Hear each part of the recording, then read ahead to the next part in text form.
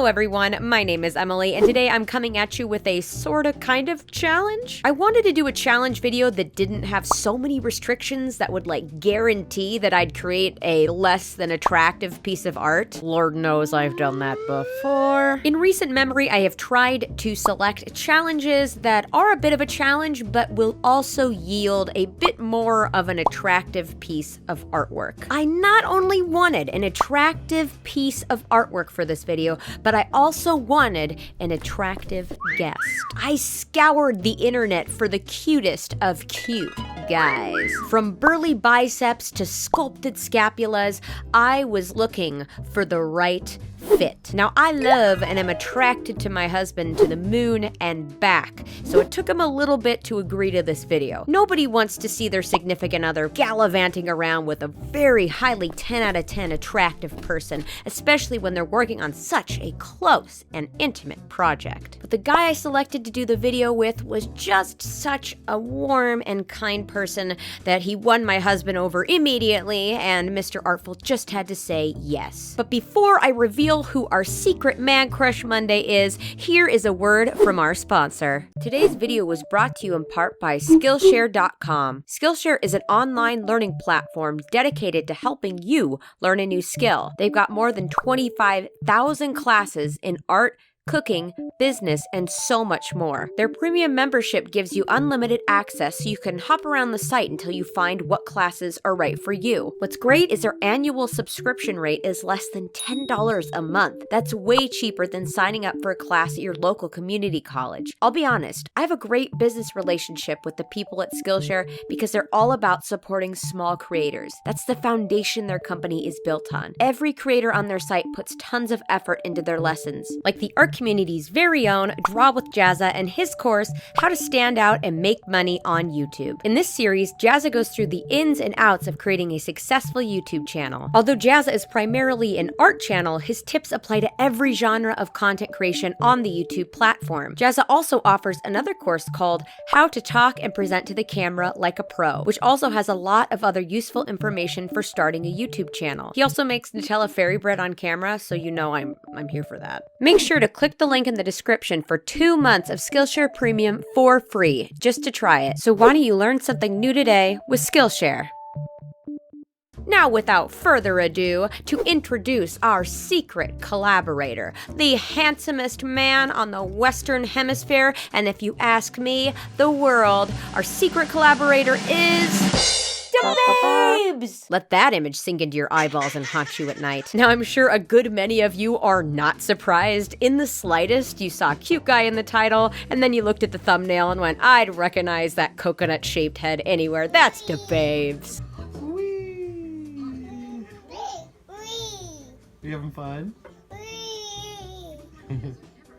Now, if you're new here, Babes is actually my almost 2-year-old son. Please ignore this nightmarishly photoshopped picture. It was made to throw everyone off who didn't otherwise know who Babes was. Babes is only his nickname as well as Beanie. I don't use his real name for privacy reasons, of course. So if you hear me say Babes, Babes, or Beanie, I am referring to him. So what I ended up doing was hauling tons of art supplies upstairs, scattering them around, and then letting him just have a free-for-all. A quick warning, if you are one of those people who covets your art supplies, this is going to be painful because even though he tries very, very, very hard to be careful, he is a little rough with some things, like my Prismacolor pencils, which I do realize that when they're thrashed around, the lead can break in the center, but surprisingly, for someone who's not 2, he was incredibly gentle. Now, I know it seems futile to tell an almost 2-year-old to quote-unquote be gentle,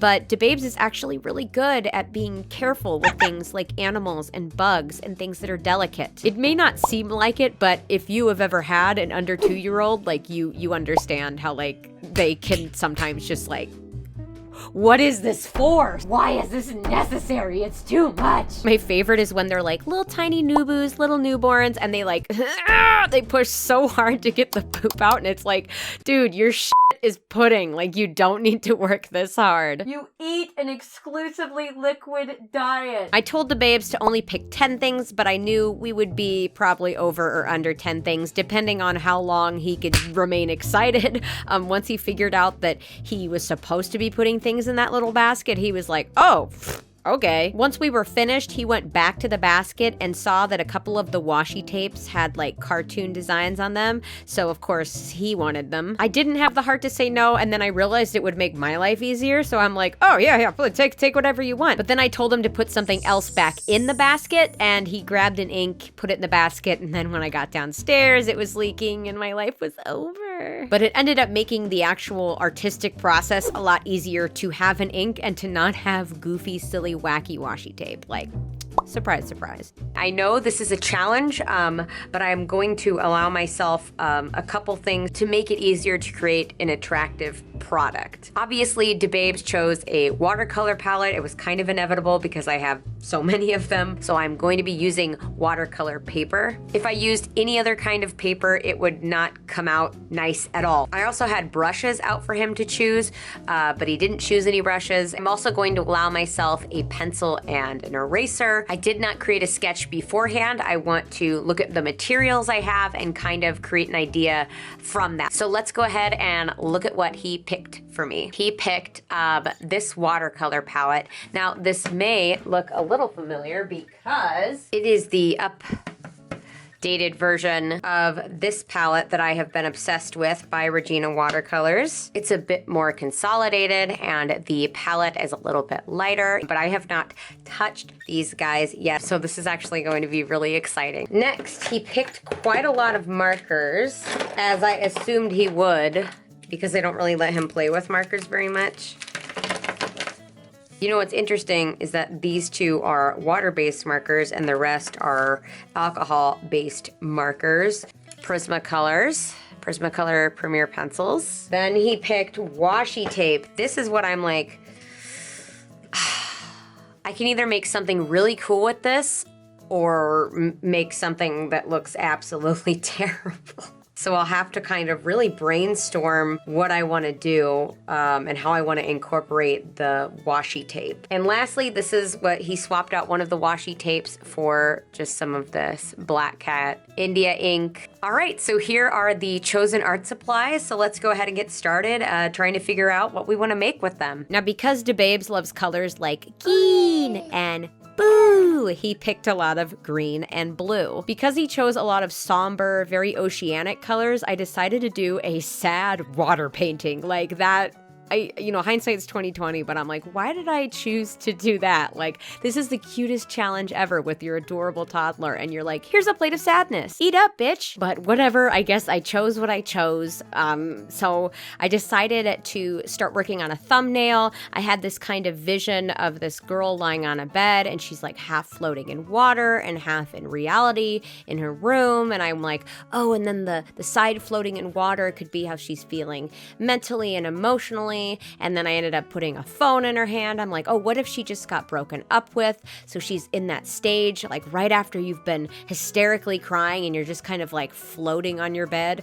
Yeah, don't know why that came to my head after I just spent like 20 minutes playing with my cute baby. Like, I don't know. This is a great example of me just being in a very secure, happy kind of mood and creating the saddest kind of artwork because I feel comfortable exploring those really complex emotions. Now, I haven't felt that way in a very, very long time, thankfully. But what I remember is after that really, really good cry, the first time you're really, truly alone and able to process the breakup, that it's this almost liberating feeling, almost like a new leaf feeling. You're still like deeply, deeply upset about the breakup, but it's just, there's almost something positive about it, but you're still too like floating in nothingness to acknowledge that. I may have also felt kind of liberated because I did date a few people who really weren't kind to me. So maybe it was my subconscious just being like, phew, ding dong, the witch is dead. Witch, old witch, the wicked witch. Ding dong, the wicked witch is dead. But I really wanted to capture that feeling in the painting. It didn't start that way. I just started with a girl laying on her bed. It was probably going somewhere in a plants in the window direction, but it ended up being like, we're flooding your house, bitch. I feel I was able to use every single one of the materials in pretty much the appropriate way. The only place I really truly struggled with the materials at the very least were those really bright green markers that he chose. I mean, I know he loves green, but it was complicated. Even layering them was a bit difficult just because they were so bright green and they were a mid-range color. So I kind of tried to layer them on the sides of the lily pads, but again, they're just so bright green, they just kind of end up looking a little bit distracting in the end. Another thing I really struggled with, and I blame it on my heavy hand, but also on the paper I was using, which is the Strathmore 400 series paper. I've used this paper quite a lot, not as much as the B paper, but I have used it,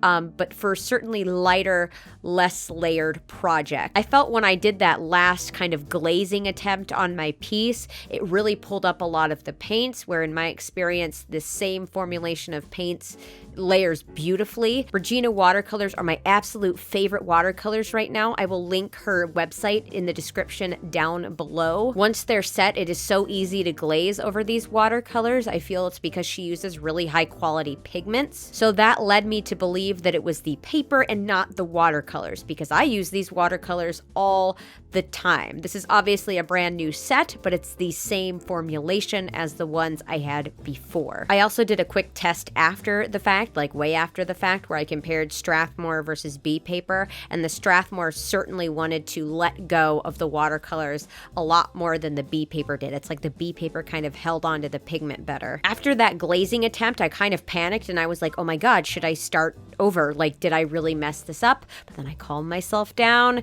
and I grabbed some of the other tools that Babes had picked for me, like the really, really deep blue marker, and I started messing with that. And then I just went back in with more watercolors and kind of fixed the texture in the water. Now, this is a situation where I don't really 100% love the way the piece came out. I feel like in a lot of places it looks muddy. I could have done more planning in terms of my colors. I feel like I made a couple really large key mistakes here. It reminds me a lot of my Mermaid from 2018. It just looks very muddy, very disconnected. And I think part of the reason my brain just kind of got garfunkled, I don't know what I'm trying to say. I think I am just not cut out, at least right now. I've got to practice more, but currently I'm not cut out for creating watercolor pieces that have thick black lines. I feel like there is a specific balance that you have to achieve in order to create attractive watercolor pieces with thick black lines, and I think for some reason my brain automatically is like, deep, dark values, dark colors, so that it's not such a stark contrast, and I think I'm just getting lost somewhere in there. So that's something I really need to work on. I'm just trying to be upfront with you guys. I don't want to put a product out that I'm not proud of and sit here and say that I'm proud of it, but I was also so far along that I didn't have time to turn around, scrap it, and start over. I really like the concept, just not the execution. There were a lot of mistakes made on the way that perhaps in a year I could do a draw this again challenge and improve upon when I have more experience. I don't absolutely hate this though. I'm glad I stuck to it and I completed the piece, and I'm glad I'm able to look at it and objectively see where I could improve. Obviously the anatomy is not perfect. Pretty much everything from the waist down I really truly struggle with. Feet are just a menace for me. I was working on anatomy a lot for a long time and then I just stopped pretty fairly recently, so it seems like I gotta get back on that train because it appears I've gotten a little rusty. If you guys can take anything from this video, please take that a very critical part of being an artist that improves and that grows is an artist that is able to look at their work, acknowledge where they've made mistakes, and instead of getting discouraged by it, use that to practice and work harder for a better tomorrow. That is so cheesy. But it's also very true. I believe Sycra said this. He had heard it from someone else. But when you are able to look at your artwork and see flaw, it just means that your brain is improving and your body is still catching up. But anyway, there is the finished art piece. Let's go ahead and show it to Babes. Beanie. What do you think?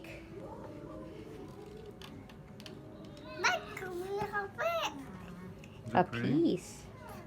What? Do you like it? Was she crying? I don't know.